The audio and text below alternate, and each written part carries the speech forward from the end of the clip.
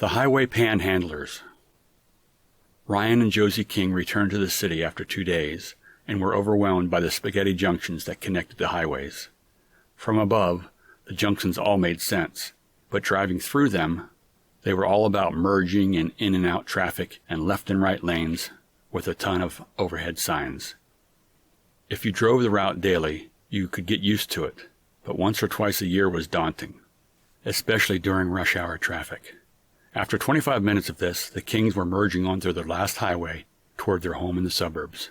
2 roadside panhandlers set up shop at the junction and were encouraging motorists to donate to their cause.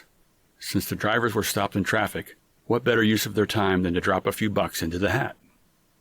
The Kings weren't moving anywhere on the highway entrance ramp, so Ryan jammed the car into park, jumped out, and approached one of the men.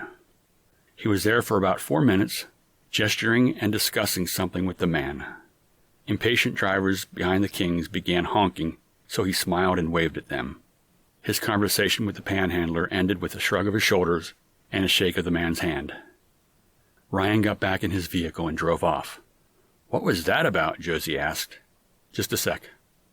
After he transitioned onto the highway, he said, "I just told the guy that where they were was probably not the best location for what they were trying to do, because people were already stressed from the rush hour traffic.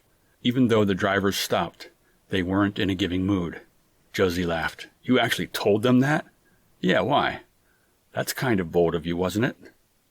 "Maybe, but I was just trying to help them. I wanted them to look at this from the driver's point of view." Still chuckling, Josie asked, "Well, what did he say?" "Actually, that's what was funny. He simply said, 'Thanks for your concern, buddy, but we're the professionals here, and we know what we're doing. We know where the best places to be during rush hour, and it's right here. Don't you worry about us. We'll be fine.'"